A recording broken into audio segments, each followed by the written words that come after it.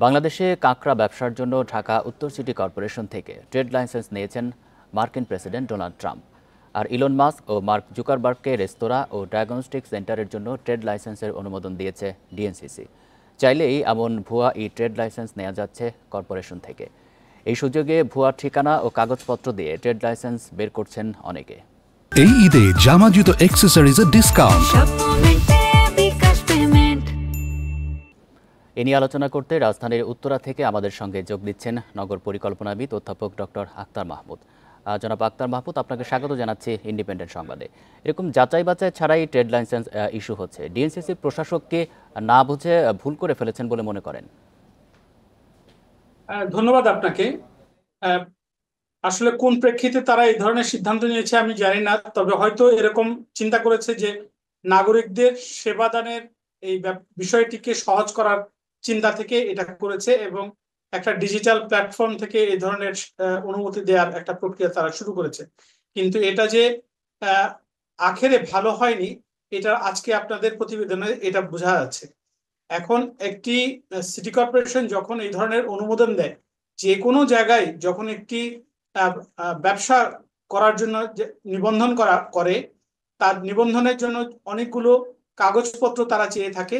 এই কাগজপত্রগুলো খুব ভ্যালিড ভাবে, খুব প্ল্যান মাফিকই ওগুলা নেওয়া হয়, কিন্তু কথা হচ্ছে যে কাজে লাগছে না। অর্থাৎ এখানে যদি দুর্নীতি থাকে এবং এখানে যদি ব্রোকাররা থাকে, বিশেষ করে দালালরা যদি থাকে, তাহলে এগুলো মাঠ পর্যায়ে এসে এগুলোকে যে যাচাই বাছাই করা, সেই কাজটি হয় না। এখন এই কাজটি যদি না হয়, তখন নগর কিন্তু ঝুঁকির সম্মুখীন হয়ে যায়। আমরা এর আগেও দেখেছি নগরের বিভিন্ন জায়গায় অবৈধভাবে রেস্টুরেন্ট হয়েছে বা অন্যান্য ব্যবহার বেড়েছে। এমনকি দক্ষিণ সিটি কর্পোরেশন আমরা দেখেছি গুদাম হয়েছে এবং দাহ্য বস্তু স্টোর করার জায়গা ব্যবসা তৈরি হয়েছে। তো যে কোনো জায়গায় যে কোনো ধরনের ব্যবসা কিন্তু অ্যালাউ করা যায় না।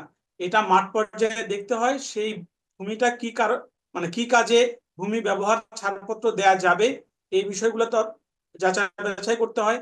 কার নামে নিচ্ছে, কে নিচ্ছে, এই বিষয়গুলো যদি সঠিকভাবে আপনি মাঠ পর্যায়ে যাচাই বাছাই না হয়, তাহলে এটা বড় ধরনের ভুল হবে।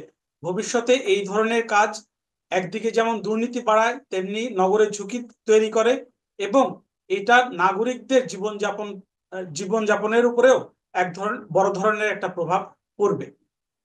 এই যাচাই বাছাইয়ের কথা বলছিলেন, কিন্তু সেটি তো আসলে আমরা দেখলাম যে করা হয়নি। কিন্তু ভবিষ্যতে যেন এই ধরনের ভুয়া ট্রেড লাইসেন্স কেউ নিতে না পারে, সেক্ষেত্রে আসলে কিভাবে এটি যাচাই বাছাই করা হতে পারে? দেখেন, মাঠ পর্যায়ে কিন্তু মনিটরিং এর টিম যেতে হবে। এটা ইন্সপেক্টররা আছে, ইন্সপেক্টররা যাবে। এখানে যে ওয়ার্ডের এই ইয়েটা দেয়া হচ্ছে, অর্থাৎ লাইসেন্সটা দেয়া হচ্ছে, সেখানে ওয়ার্ড কাউন্সিলর আছে, স্থানীয় লোকজন আছে। আমার কথা হচ্ছে যে তাদেরকে মাঠ পর্যায়ে ওই ঠিকানায় যেতে হবে। এখানে আরেকটি বিষয় আছে, যে ঠিকানাটি দেয়া হয় বেশিরভাগ সময় আমরা দেখেছি এটা একটা ভুয়া ঠিকানা দেয়া হয় এবং সেখানে কখনো তারা কেউ মাঠ পর্যায়ে যাচাই বাছাই করতে যায় না। তো এটা একটা বিরাট ধরনের চক্র এর মধ্যে গড়ে উঠেছে।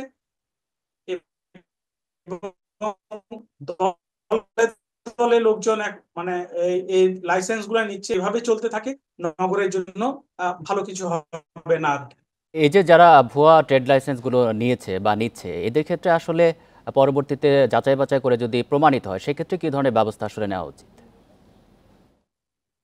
এটা মানে সরাসরি তার কাজের গাফিলতি হিসাবে দেখা হবে এবং চাকরির বিধিমালা অনুযায়ী মানে কাজে যদি গাফিলতি হয়, সেই কারণে গাফিলতির কারণে তাকে আপনার যেরকম শাস্তি নেওয়া উচিত। তবে আমরা দেখেছি যে এই ধরনের কাজের জন্য তাদেরকে যে তিরস্কার করা অথবা যেরকম শাস্তির সম্মুখীন হওয়া, এই কাজগুলো হয় না এবং সেই কারণে এই কাজগুলো বছরের পর বছর হয়ে যায়।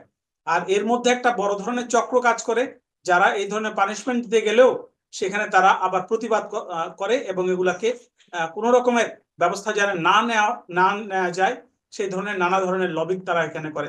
তবে আমি বলবো যে মানে সিটি কর্পোরেশনের যে সকল আঞ্চলিক অফিস আছে, সেখানে আঞ্চলিক অফিসের নির্বাহীরা আছেন, তারা শক্ত হাতে এটাকে দেখতে হবে যদি আমরা একটি টেকসই নগর চাই, একটি নিরাপদ নগর চাই, তাহলে অবশ্যই আইনগুলোকে সমুন্নত রাখতে হবে এবং সেই অনুযায়ী কাজ করতে হবে। তবে শেষ দিকে এটুকুই বলি যে যারা অ্যাপ্লিকেশন করবে, যারা নিবন্ধন চাইবে, তারাও যেন হয়রানির সম্মুখীন না হয়, এই দিকটা সেদিকেও লক্ষ্য ভেবে রাখতে দেখা। হবে। জনাব ডক্টর আক্তার মাহমুদ, আপনাকে অসংখ্য ধন্যবাদ দিচ্ছি আমাদেরকে সময় দেওয়ার জন্য।